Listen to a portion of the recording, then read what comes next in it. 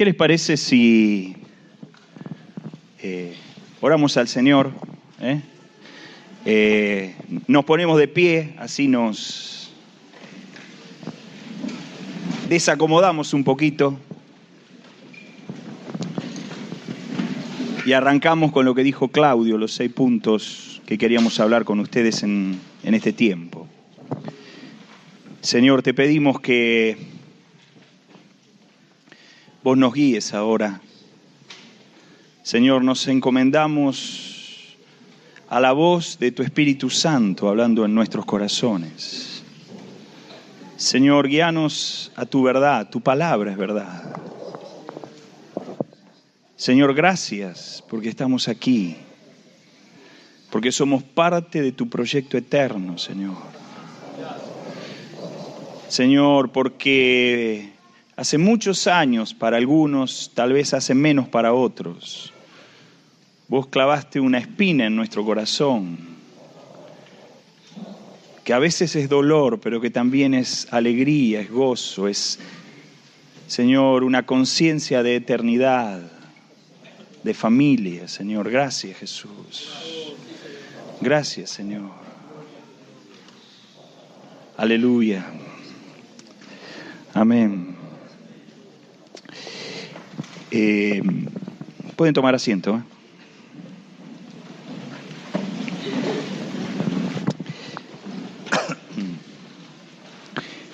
Muy bien. Claudio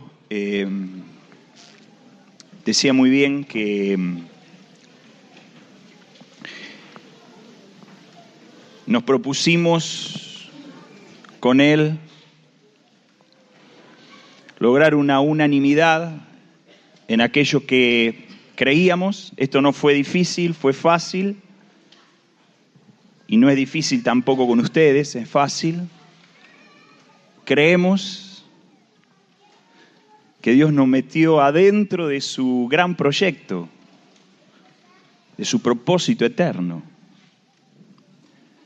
Como decía él antes, y ustedes lo acompañaron, Dios quiere tener una familia de muchos hijos, iguales a Jesús.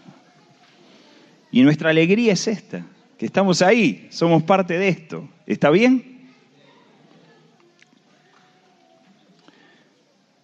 Una cosa es mirar un partido de la selección y otra cosa es jugar para la selección, ¿no? Bueno, nosotros jugamos para la selección del Señor. Él nos seleccionó. ¿Qué les parece? Nos escogió. Pero también entendimos que no solo era importante el propósito eterno de Dios, sino cómo llegábamos, cómo avanzábamos hacia la concreción, hacia la realización de ese propósito. Y empezamos a decir, yo les comento un poco el lenguaje que usábamos con Claudio, y creo que es un lenguaje parecido al que ustedes usan. Y nosotros dijimos, claro, acá tenemos un enunciado de visión. ¿Nuestra visión cuál es? Y es el propósito eterno de Dios, una familia de muchos hijos iguales a Jesús. Pero empezamos a decir, también tenemos que tener un enunciado de misión. Tratar de definir con una frase qué es, a dónde es, cómo llegar a esa visión que teníamos en común. Yo ahora les quiero mostrar, no van a poder ver mucho a la distancia, por lo que estuve hablando con Diego vía retroproyector o copia, espero que por lo menos puedan tener esta hojita que yo les voy a mostrar ahora, uno por familia. Pero dijimos, nuestra misión entonces es esta, para ser útiles al propósito al que fuimos llamados. Tenemos que hacer discípulos para que sean semejantes a Jesucristo. Si podemos hacer muchos discípulos para que sean semejantes a Jesucristo, vamos a lograr aquello para lo cual Dios nos llamó. Esto es el ser una familia de muchos hijos iguales a Jesús. ¿Está bien? ¿Me siguen? Y vimos que este proceso de hacer discípulos para que sean semejantes a Jesucristo, este proceso lo podíamos definir en 6 puntitos, como dijo Claudio. Acá ustedes ven un gráfico donde en el centro está este enunciado de misión: hacer discípulos para que sean semejantes a Jesucristo. Y ahí están los 6 puntitos. El primero, como dijo él bien, es el modelo, Jesús. De esto quiero hablarles hoy. El segundo es la herramienta, el Evangelio del Reino, que es el único evangelio que hace discípulos. El tercero, estoy haciendo un repaso de lo que él dijo, el fruto esperado, discípulos. El cuarto es cuál es la estructura de funcionamiento que tenemos que tener. Y acá vamos a hablar del cuerpo de Cristo. Tenemos que hablar dónde los discípulos se forman, cuál es el ámbito de trabajo, cuál es el taller, la formación, dónde se da. Y tenemos que hablar también del alcance, ¿hasta dónde? En San Miguel, en Rosario, un poquito más allá, ¿hasta dónde? Pero yo quería con ustedes hoy comenzar con este primer punto, que es el modelo.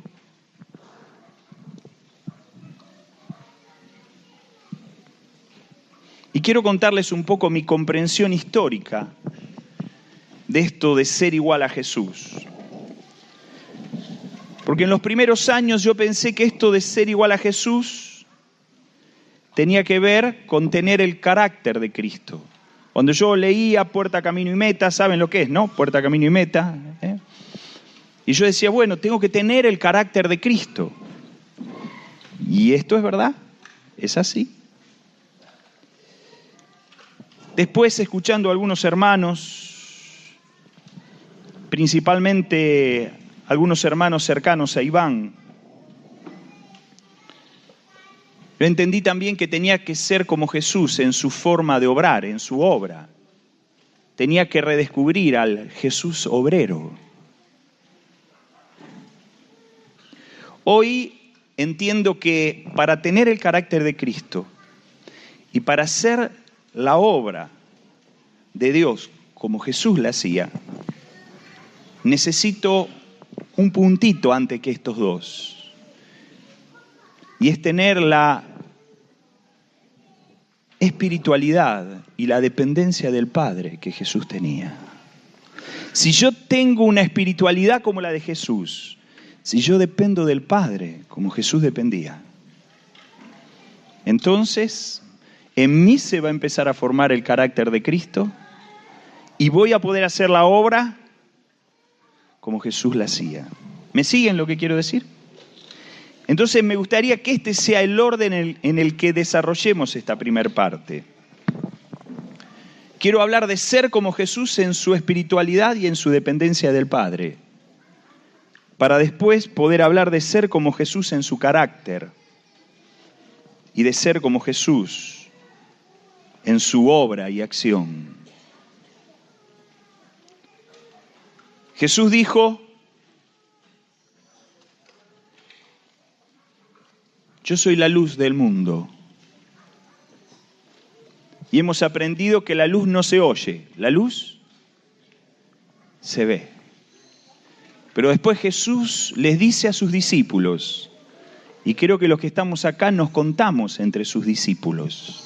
Jesús dice: vosotros sois la luz del mundo. Y la luz no se oye, la luz se ve. De ahí la necesidad de que miremos a nuestro modelo Jesús y a partir de ahí ser transformados a su misma imagen por el Espíritu del Señor. ¿Está bien? ¿Me siguen? Así que quiero empezar a hablarles de la espiritualidad de Jesús. Él es nuestro modelo. Ahora fíjense, quiero leer 2 pasajes de las Escrituras. El primero está en Juan, capítulo 5, versículo 30.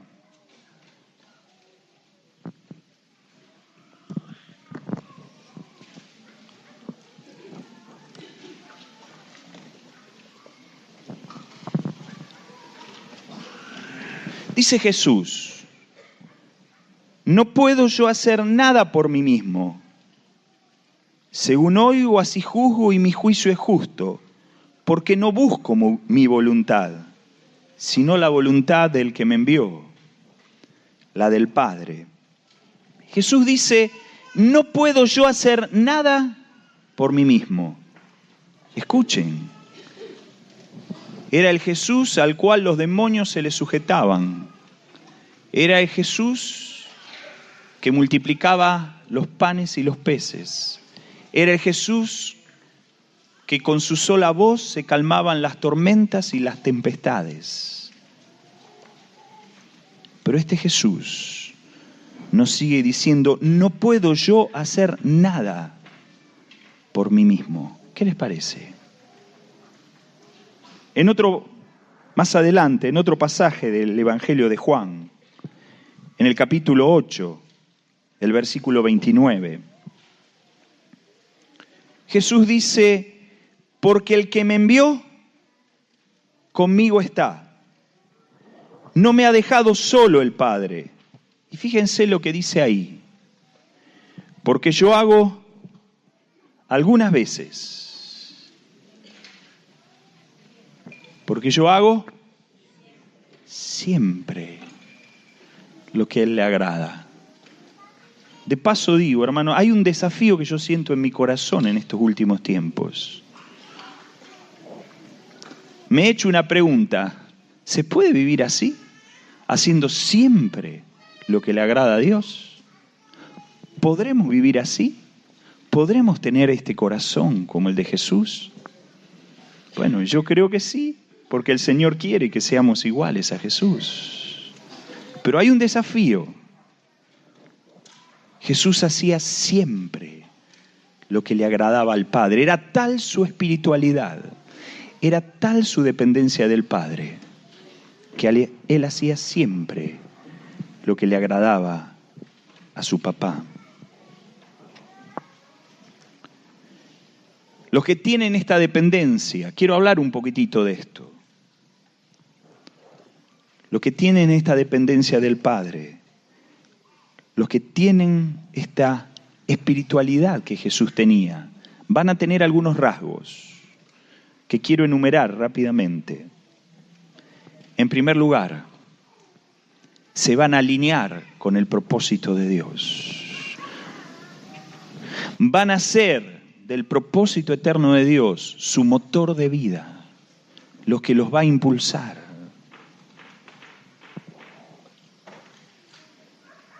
Será el motivo de la vida de ese discípulo todos los días. En segundo lugar, el que tiene la espiritualidad de Jesús va a ser un portador continuo de la verdad de Dios. En el capítulo 6 de Lucas, Jesús declara otra cosa muy interesante, versículo 45. Dice que el hombre bueno, del buen tesoro de su corazón, va a sacar lo bueno, porque de la abundancia del corazón habla la boca. Y así va a estar el que tiene esta espiritualidad. ¿De qué va a hablar? ¿De política, de fútbol? ¿De qué va a hablar? Va a brotar de él el mensaje del Señor. Va a brotar, va a hablar del Señor. No va a querer hablar de otra cosa. El que tiene la espiritualidad de Jesús, así vive.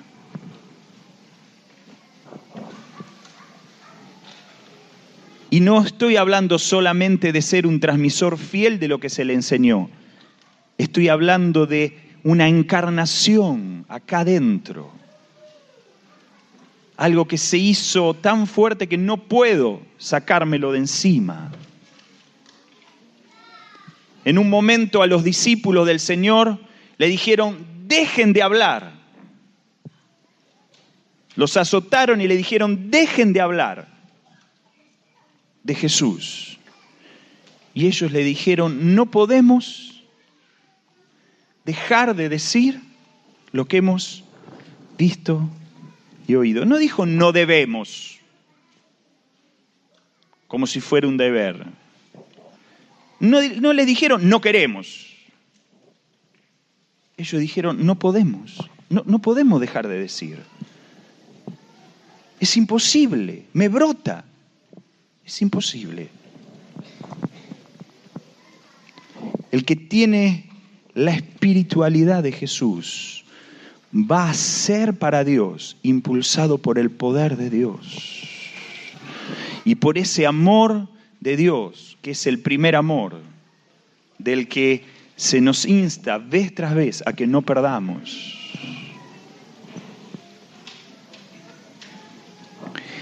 El que tiene la espiritualidad de Jesús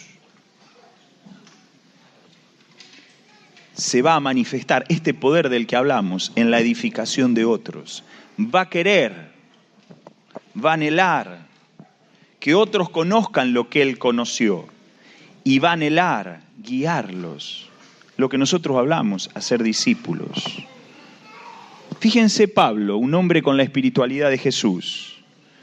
Él dice, ¿es Cristo en vosotros? ¿Cómo dice? La esperanza de gloria, a quien anunciamos, amonestando a todo hombre y enseñando a todo hombre en toda sabiduría, a fin de presentar perfecto en Cristo Jesús a todo hombre. Y dice Pablo, para lo cual también trabajo según la potencia de Él, la cual actúa poderosamente en mí. Acá está Pablo, un hombre lleno de la espiritualidad de Jesús.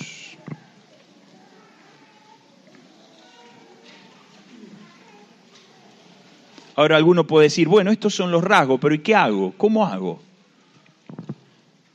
Tenemos que mirar a Jesús. Siempre Él es el modelo. No me miren a mí, no lo miren a Daniel, miremos a Jesús. Yo busqué varios versículos, los tengo acá de las Escrituras, después si quieren se los puedo pasar, pero una de las cosas me sorprendió, y acá está el primer elemento, si queremos la espiritualidad de Jesús, su vida de oración. No voy a hablar de cosas que ustedes desconozcan, voy a hablar de cosas muy simples. La vida de oración de Jesús. Me impactaron algunas cosas. Me impactó cómo Jesús muchas veces, y aún después de estar cansado de atender a mucha gente en un día, se iba a algún lugar desierto y oraba hasta las 3, 4 de la mañana. Me impactó cómo a veces pasaba noches enteras orando. Me impactó ver cómo otras veces, después de un día agotador, se levantaba siendo aún oscuro, dice las Escrituras, 4, 5 de la mañana, para tener comunión con su papá. Ustedes quieren tener la espiritualidad de Jesús, yo también la quiero tener. Pero el primer recurso, importantísimo, vida de oración. Amén. Tiempo a solas con el Señor, de calidad, pero también de cantidad, de intensidad. En segundo lugar, si queremos la espiritualidad de Jesús, repito, no estoy diciendo nada nuevo, necesitamos comer de la palabra de Dios. Miremos a Jesús, 12 años. ¿Alguno de acá tiene 12 años? A ver, levante la mano. ¿Alguno de 12 años hay? Sí, muy bien, ahí hay algunos. A los 12 años, con Jesús pasó algo. Sus padres lo perdieron. Ustedes conocen la historia, ¿no? Y cuando lo volvieron a encontrar después de bastante tiempo, se encontraron con que él estaba ahí discutiendo con los maestros de la Biblia. ¿Qué les parece? Jesús ya fue un niño conocedor de las Escrituras. Antes de comenzar su ministerio, fue llevado a un desierto, ahí estuvo 40 días ayunando, y después vino el tentador. Interesante, vez tras vez, Jesús respondió con las Escrituras.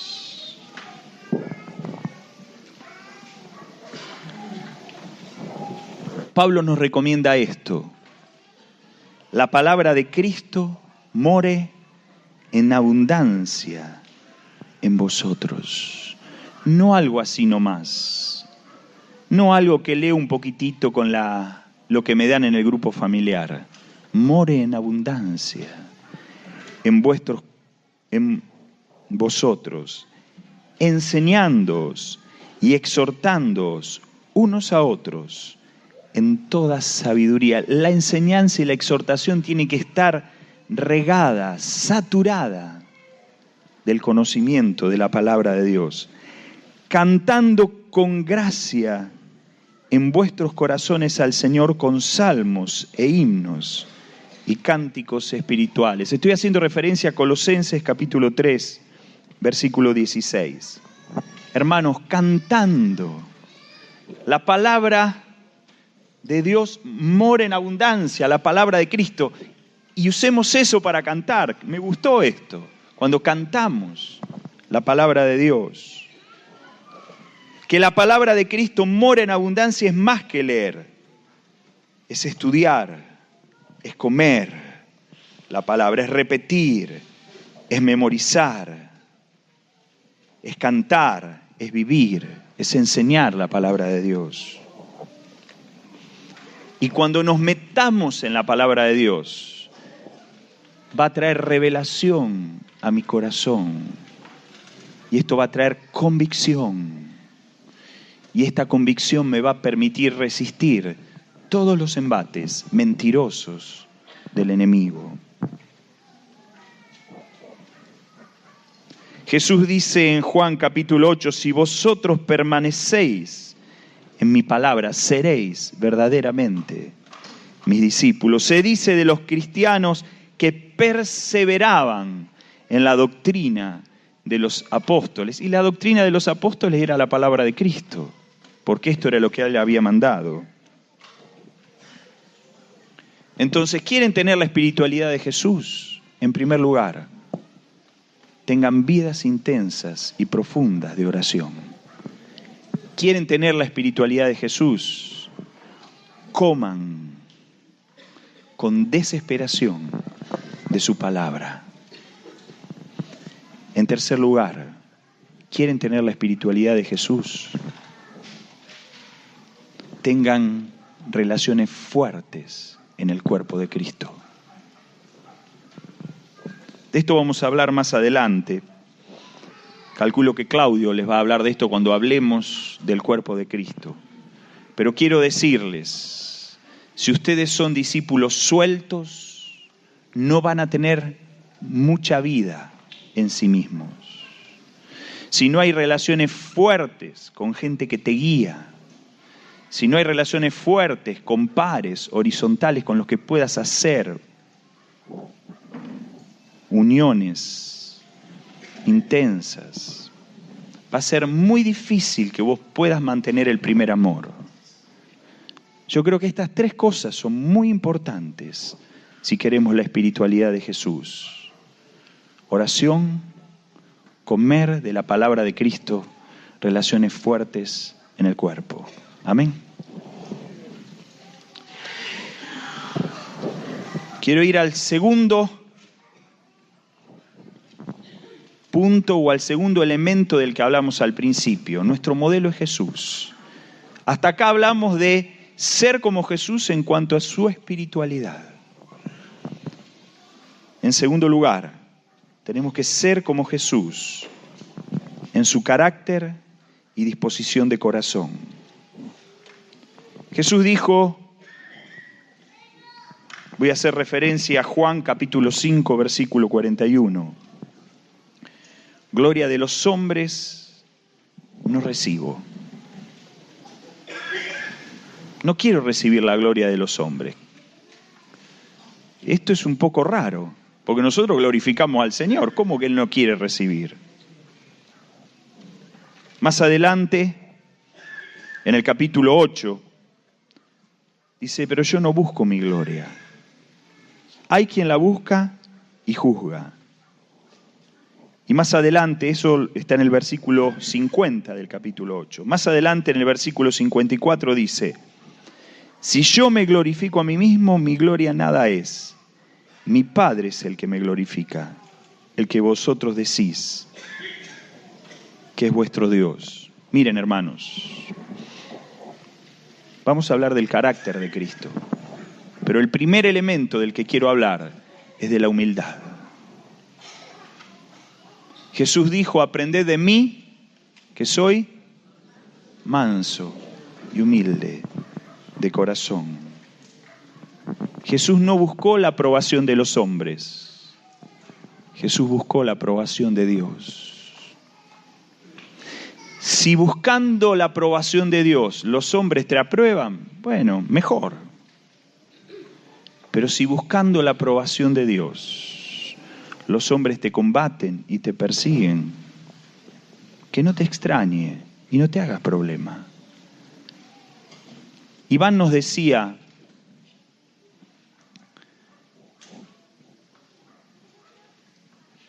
mirá, no te pongas contento de que te aplaudan en la tierra. Ponete contento de que te aplauden cuando vayas al cielo. Porque si cuando vas allá a la presencia del Señor no te aplauden, entonces estás en serio problema. Decía así, ¿no, Daniel? Vos lo habrás escuchado un montón de veces, ¿no? Entonces, lo que hacemos, ¿busca la aprobación de los hombres o busca la aprobación de Dios? Tenemos que tener cuidado, hermanos. ¿Saben qué hay hoy? Hay ladrones de la gloria de Dios. Hay hombres que quieren para sí la gloria que solo le corresponde a Dios. Toman lo que no es de ellos, y esto es robar. Y tenemos que tener cuidado. A veces escucho testimonios de la obra de Dios que parece que glorifican más al instrumento que Dios usó que al propio Dios que hizo el milagro. ¿Me entienden lo que quiero decir? Tenemos que tener cuidado. Y tal vez los que estamos en alguna posición de responsabilidad y de autoridad tenemos que tener mayor cuidado aún.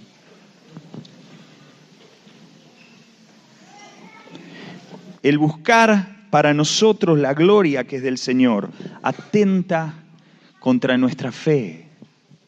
Jesús dijo: ¿cómo podéis vosotros creer? Pues recibís gloria los unos de los otros y no buscáis la gloria que viene del Dios único. Juan capítulo 5, versículo 44. Ustedes saben que uno de los antónimos de la humildad es la soberbia. Otro es el orgullo. ¿Sabían, no? Y quiero decirle que esto, la soberbia y el orgullo, es aquello que se metió en el corazón del que era un ángel lleno de luz. Ustedes saben a quién me estoy refiriendo. Aquel que creyó que la luz que había en él era propia y no se daba cuenta que era como un espejo que reflejaba la luz que venía del trono. Y se creyó que a sí mismo podía ser Dios. Y se envaneció y trató de arrastrar a otros en su envanecimiento. Cuidado, hermanos. Como dijo un hermano muy querido para nosotros, Marcos Moraes, Jesús es el perfecto anti-Satanás. Satanás, siendo criatura, quiso ser igual a Dios. Pero nos dice Filipenses 2 que Jesús, siendo en forma de Dios, no estimó el ser igual a Dios como cosa a que aferrarse, y se despojó a sí mismo y se hizo una criatura como nosotros, Emmanuel, Dios con nosotros. Cuidado, hermanos, que no nos contamine el veneno de ese ángel caído, que cuando Dios le sacó ese espejo que reflejaba la luz que venía del trono, se convirtió en en el ser más despreciable, y hoy es llamado Satanás, el adversario. Cuidado. Quiero enumerar algunas señales, algunos rasgos del orgullo en el corazón del ser humano. Y quiero decirles algo. Cuando los enumero, no estoy pensando en ninguno de ustedes, estoy pensando en mí mismo. Si al leerlos tuviera en mi mente y en mi corazón, esto es para Diego, esto le viene bien a Diego, ahí mismo este razonamiento mío ya se convirtió en orgullo. ¿Me entienden lo que quiero decir? Así que no pienses esto es para el de al lado, para el de atrás, para el que no vino, ojalá hubiera venido. No, esto es para nosotros. Cuando hay celos y hay rivalidad entre nosotros, esto es orgullo. Cuando hay el deseo de la exhibición de logros en lo que estás haciendo para Dios, esto es orgullo. Cuando hay búsqueda de aprobación de los hombres y búsqueda de reconocimiento, esto es orgullo.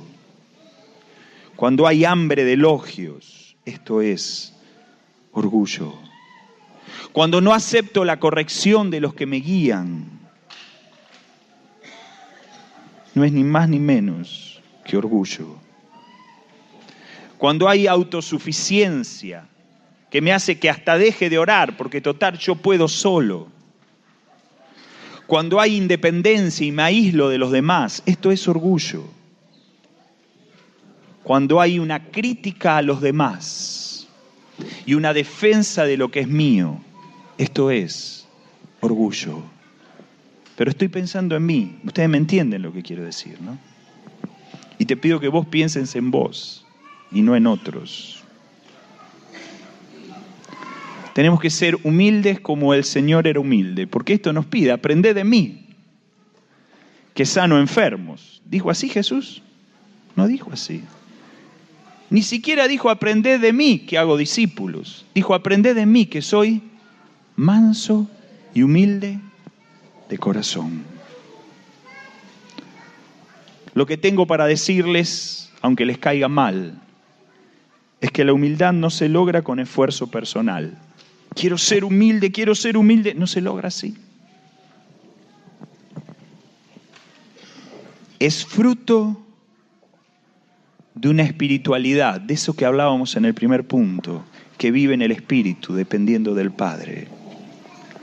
Es fruto de mirar a Jesús para que el Espíritu Santo transforme mi vida.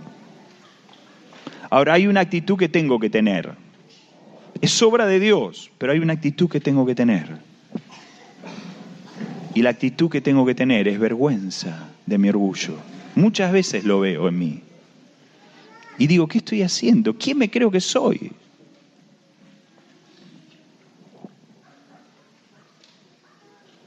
Y es humillación. Dios va a producir en nosotros humildad, pero a mí me toca el humillarme cada día. Amén, hermanos. En segundo lugar, como segundo rasgo de carácter, tenemos que ser sencillos, como Jesús era sencillo.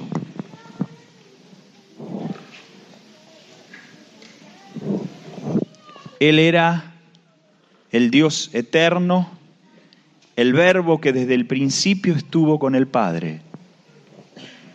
Sin embargo, aquel Verbo que estaba con Dios y que era Dios, tomó forma de hombre. A mí me gusta, no sé si a alguno de ustedes les gusta escuchar música, a mí me gusta escuchar a Marcos Vidal, no sé si a alguno de ustedes de acá le gusta escuchar a Marcos Vidal, ¿no? Pero hay una canción de él que dice, siendo rico como eras tú, yo hubiera esperado una corona real, pero viniste aquí a la tierra a vivir en un gueto como un pobre mortal. Y la verdad es que él no dejó de ser Dios, no dejó de ser rey, pero vino a vivir muy sencillamente, a nacer muy sencillamente en un establo. Podría haberse hecho hombre, pero haber sido hijo de un rey, del emperador de entonces. Sin embargo, nació de una pareja muy humilde y nació en un establo. Y no había dónde acostarlo, así que ¿vieron dónde lo acostaron? ¿Dónde lo pusieron? En un pesebre. Y el pesebre es un comedero de animales. Ahí lo pusieron. Y fue conocido como el hijo del carpintero. No fue hijo de gran empresario, para los que por ahí andan enloqueciendo a muchos con el tema de la prosperidad y todo eso. No fue hijo de un empresario. Fue hijo de un carpintero y de una joven que fue agraciada a los ojos de Dios. Y nació no como hijo de romanos, que era la nación dominante o el imperio dominante. Nació en medio de una nación sojuzgada, dominada, brutalmente dominada.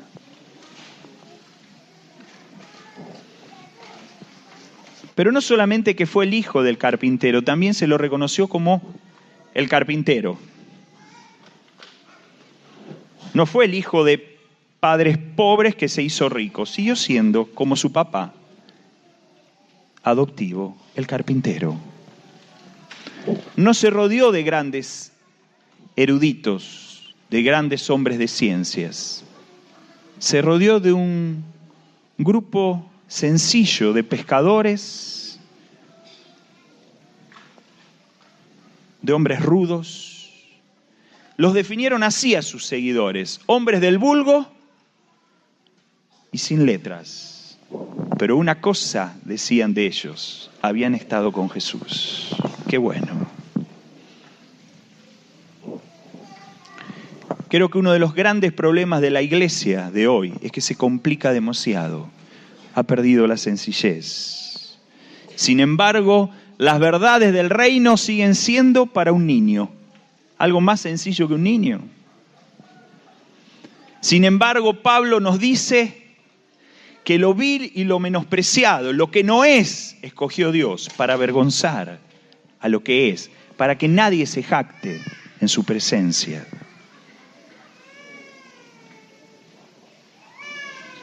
Tenemos que ser sencillos y humildes, como Jesús era. En tercer lugar, tercer cualidad de carácter, tiene que ver con el servicio. En un momento estaba Jesús con sus discípulos, ya era el final de su camino aquí en la tierra, y Jesús apareció con una palangana y una toalla, dispuesto a lavar los pies de sus discípulos. Y ahí estaba Pedro: yo no voy a permitir que vos me laves. Bueno, le dice Jesús, si vos no permitís que yo te lave los pies, no tenés parte conmigo. Y era Pedro, ustedes vieron cómo era Pedro. Y Pedro dice, entonces lavame todo. No, solamente los pies. Y Jesús le dice, vosotros me decís maestro y Kyrios. Y dicen bien, porque lo soy. Pero yo les he dado ejemplo para que ustedes también hagan lo mismo. Ustedes saben que lavar los pies era la tarea para el esclavo de más baja categoría. El más bajo, el que no sabía hacer nada, el que no tenía ningún oficio, ese era dejado para lavar los pies de los que venían. Eso hizo Jesús, el del siervo más bajo. Esa fue su tarea. Miren, hermanos, si no hay servicio entre nosotros, hay algo que está fallando. El servicio es la expresión más fuerte de que nos amamos unos a otros. Nuestro hermano Asaf Borba tiene una canción que dice en una parte así, siempre me gusta recordarla. Dice, sé que es posible dar sin amar, pero es imposible amar sin dar. Es imposible que yo diga que lo amo, pero no lo sirva. La expresión máxima de que nos amamos unos a otros es el servicio. Jesús nos dio ejemplo. Él es el Señor y es el Maestro, y no va a dejar de serlo porque lavó los pies de sus discípulos. Y nos pide a nosotros que hagamos lo mismo. ¿Queremos tener el carácter de Cristo? 3 características para tener muy en cuenta: la humildad, la sencillez, el servicio. Quiero terminar. Yo dije que tenemos que ser igual a Jesús en su espiritualidad. Tenemos que ser igual a Jesús también en su carácter. Por último, tenemos que ser igual a Jesús en su obra y acción. Lo primero que quiero decir es esto. Vamos a hablar ahora de la acción de Jesús, porque Él es nuestro modelo. Y lo primero que quiero decirles es que Jesús hizo discípulos. ¿Sabían? Jesús hizo discípulos. Dice Jorge Mitián, estoy haciendo referencia a un librito, no sé cuántos han leído, que se llama El Ministerio Didáctico de la Iglesia. Dice ahí Jorge Mitián, los enfermos que Jesús sanó se murieron. Los muertos que resucitó se volvieron a morir. El fruto que se perpetuó de sus 3 años de ministerio público fue la enseñanza impartida a sus 12 discípulos. Jesús hizo discípulos, pero ¿saben otra cosa? Otra noticia importante, no solamente hizo discípulos, nos mandó a ser discípulos. Jesús, ya muerto y resucitado, antes de ascender a la diestra de Dios, dice 2 declaraciones tremendas. Una, dice, toda potestad me es dada en el cielo y en la tierra. No hay poder que no tenga ni en el cielo ni en la tierra. La otra declaración muy fuerte que él hace es, he aquí, yo estoy con vosotros todos los días hasta el fin del mundo. Ahora, estas 2 verdades, querigma de Cristo, están metidas en medio de una directiva, de una orden. Y esa orden es, id y haced discípulos. ¿Qué nos llamó a hacer el Señor? ¿Reuniones? No.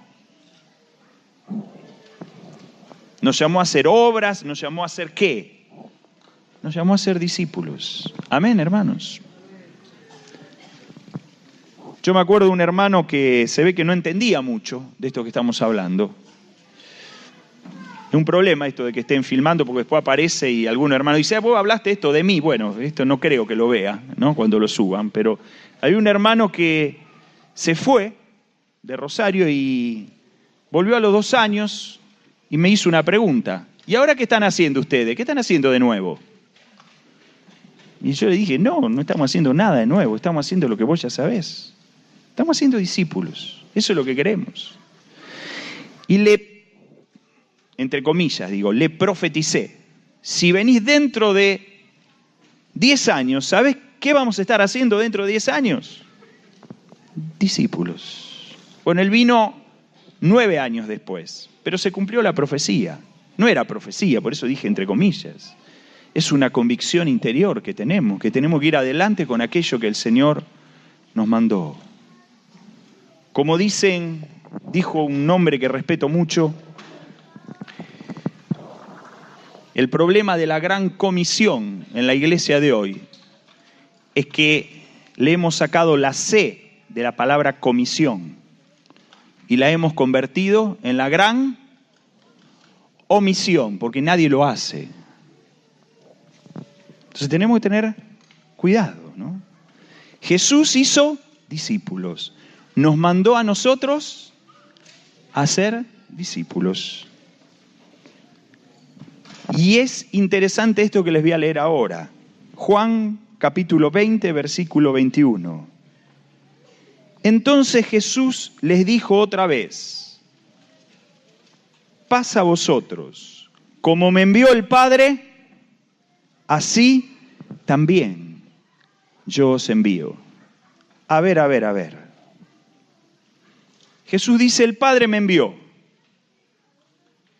Es real, y ustedes me pueden decir esto, que el Padre envió al Hijo a morir en una cruz. ¿Está bien? Para redimirnos, para que nuestros pecados sean perdonados. Pero cuando dice, como el Padre me envió, así también yo los envío, no está hablando de la cruz.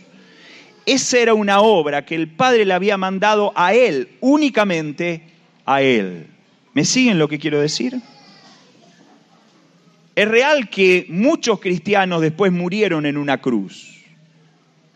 Pero esa muerte en esa cruz de esos cristianos no redimía de pecado a nadie. Solamente hubo una cruz y un cordero perfecto sobre esa cruz que redimió mis pecados. ¿Está bien lo que digo? Pero no está hablando entonces de esto. Juan 20, 21. Como el Padre me envió y Jesús hizo discípulos y nos mandó a ser discípulos, yo también los mando a ustedes. ¿Qué quiero decir con esto? Que el modelo de Jesús también se aplica al cómo hacer discípulos. ¿Cómo hizo Jesús discípulos? En primer lugar, Él no dio sermones, mensajes o estudios. Él se dio a sí mismo. Estoy de alguna manera diciendo algunas cosas que vamos a profundizar en las próximas reuniones. Su aula de formación no fueron salones ni templos, fueron las casas y las calles.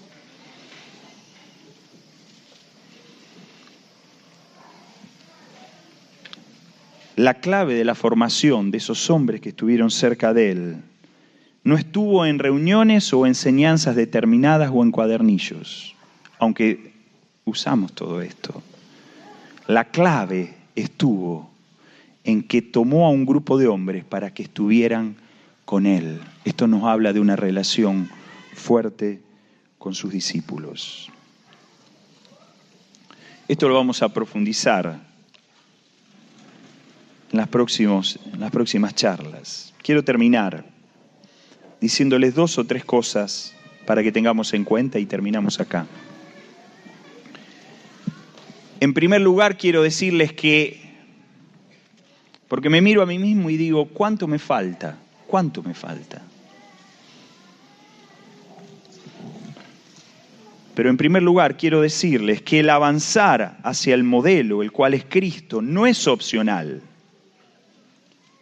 porque tiene que ver con la madurez de nuestras vidas, tiene que ver con la edificación de nuestras vidas.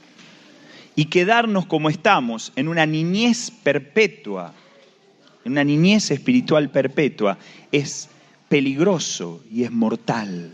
Así que tenemos que avanzar, hermanos. Amén. En segundo lugar, quiero decirles que el alcanzar el modelo de Cristo es un proceso. Pablo dice, el que comenzó en vosotros la buena obra, la va a perfeccionar. Es un proceso que Dios opera en nosotros. No que lo haya alcanzado ya, dice en la misma carta a los Filipenses, ni que ya sea perfecto, sino que prosigo por ver si logro asir aquello para lo cual fui también asido por Cristo. Es un proceso de Dios. Tenemos que avanzar. Es un proceso de Dios. Por tanto, les quiero pedir algo. Permítame que les pida algo. A varios de ustedes conozco, a muchos no conozco. Pero les quiero pedir que me tengan paciencia, porque la obra en mí todavía no terminó. Puede ser que me tengan paciencia, ¿sí?